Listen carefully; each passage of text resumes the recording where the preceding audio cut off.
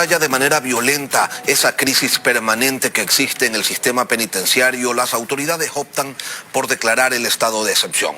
Sin embargo, a la declaratoria no la acompañan medidas excepcionales que se supone deberían no solo calmar los episodios macabros que allí se generan, sino ser la base de una reforma estructural que asegure una adecuada rehabilitación de los internos en un ambiente que esté al 100% controlado por el Estado.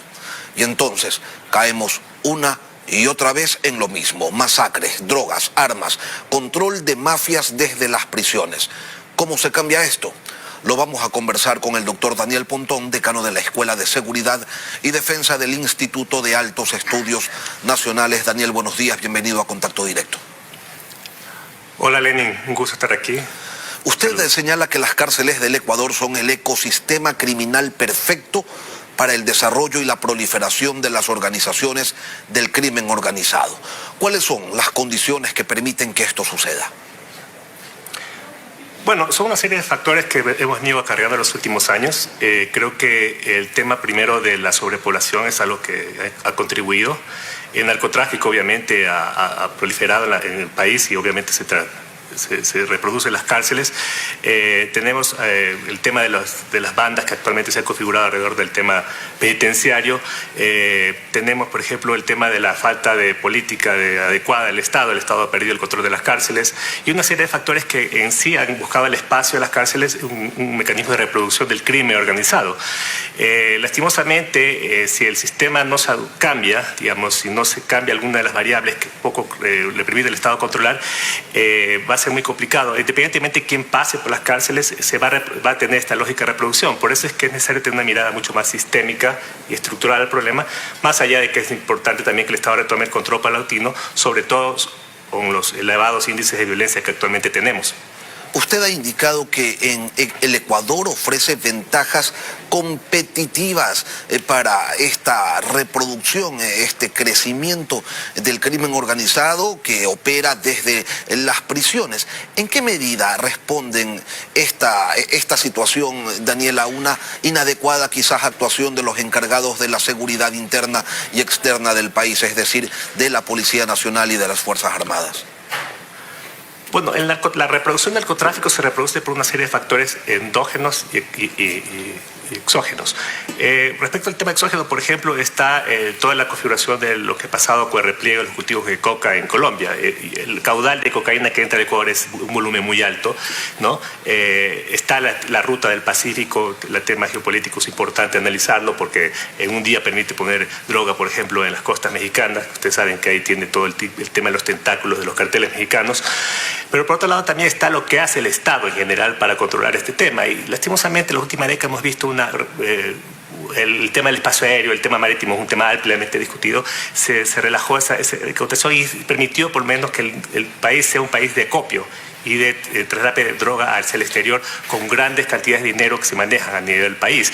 Esas ventajas realmente ha hecho que el Ecuador actualmente, el epicentro, la economía del narcotráfico tenga mayor envergadura, y creo que de alguna otra forma eso se está reflejando también en las cárceles, porque si sumamos el microtráfico, toda la economía carcelaria que de hecho escala, hace que estas bandas realmente sean extremadamente grandes y peligrosas. Ahora, ya no podemos hablar, le pregunto, Daniel, de Ecuador como inocente país de paso, sino de un Ecuador donde está instalada toda una dinámica de tráfico de drogas hacia el mundo. Sí, esa es una tesis que he venido sosteniendo. Yo creo que el Ecuador dejó de ser un ente pasivo en el tema. No nos olvidemos de los 80, el caso de Reyes Torres, etcétera, etcétera. En la década del 2010, creo que hubo un cambio cualitativo y esta década realmente ha reventado la situación. Creo que el Ecuador tiene una llena de especialidad.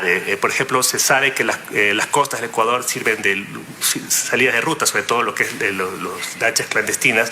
El dominio del mar, por ejemplo, ha dado una ventaja a los grupos ecuatorianos a tener ya una preponderancia importante entre los carteles de la droga, inclusive inclusive yo podría decir que Ecuador ya tiene una autonomía en la dinámica del narcotráfico, y eso no quiere decir que no se trabaje en conexiones con otro tipo de mafias del exterior, pero Ecuador ya tiene una autonomía en sí que hace que el problema de las drogas sea mucho más sistémico en el caso del país, tenga mucho más una simbiosis con la sociedad, con el Estado, y eso es realmente lo que preocupa. El Estado no perdió el control de las cárceles de la noche a la mañana. Es el resultado de inacciones, de decisiones equivocadas. ¿Cuáles son esas políticas responsables del desastre, Daniel? A ver, yo he venido sosteniendo que el problema del sistema penitenciario yo creo que es un modelo trunco. ¿Sí? En el año 2002-2013 que se inauguraron estos grandes complejos penitenciarios, se tenía la idea de que eran cárceles de mega control, ¿no? Se hablaba de máxima seguridad, clasificación de PPLs, etcétera, etcétera. Se hablaba de un cuerpo penitenciario, pero ese sistema realmente es un sistema eminentemente costoso, muy a la lógica de Estados Unidos. El problema es que ese sistema funciona en el marco de una lógica bastante vieja, ¿no? Por lo general, el sistema de autogobierno de las cárceles ha funcionado en el país. No es nuevo ese tema.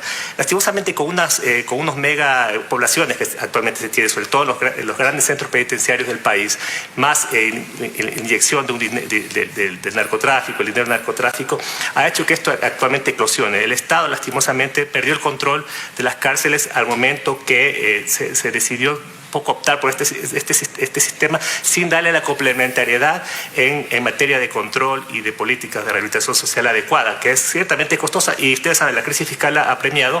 En el año 2020, por ejemplo, se hizo un recorte de cerca del 75-80% del presupuesto de inversión. Bajo esa lógica es imposible tener un sistema de rehabilitación social con medianos niveles de control, y por lo tanto ahí es donde ha primado la violencia, ¿no? Daniel, 3 acciones urgentes, necesarias, inmediatas, que se deban tomar para que en estos 60 días que va a durar el estado de excepción, al menos se eviten, no digo se controlen, sino se eviten nuevas masacres. A ver, yo creo que el tema de las armas de fuego hay que tener transparencia frente a lo que está pasando aquí. Había varias denuncias que se dicen que las armas de fuego están siendo armas que de alguna otra provienen de la fuerza pública. Eso realmente es lamentable. Yo no quisiera pensar mal, pero no quisiera que el Ecuador entre en la lógica de que los amigos de mis enemigos son mis amigos. Eso realmente es un caldo de cultivo para cualquier tipo de situación anómala. Y ahí habría que establecer un férreo control en el tema de armas, porque lastimosamente eso es lo que está perpetrando la masacre, ¿sí?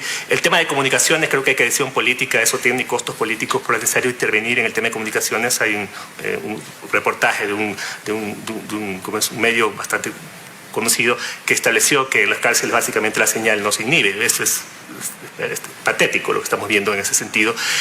Y también es, de alguna otra forma, recuperar las condiciones para que el Estado pueda establecer mecanismos de resolución de conflictos con los mismos PPLs, porque ellos son los actores de este sistema, ¿no? Y por último, bueno, creo que también hay que activar un mecanismo de alerta temprana y de acción temprana para un poco evitar estas masacres. Lastimosamente el Estado se ha visto bastante lento, con desidia para actuar sobre las cárceles oportunamente, ¿no? Por ejemplo, lo que pasó la semana anterior fue realmente revelador. Se tuvo una matanza el martes, y en la noche se perpetraron 70 cadáveres. El Estado no tuvo ni una capacidad de poder parar esa espiral de violencia, y lastimosamente eso derivó de lo que estamos viendo ahorita, ¿no? La peor masacre vivida en el país. Son los criterios del doctor Daniel Pontón, decano de la Escuela de Seguridad y Defensa del Instituto de Altos Estudios Nacionales, IAEN. Gracias por acompañarnos esta mañana aquí en Contacto Directo. Gracias.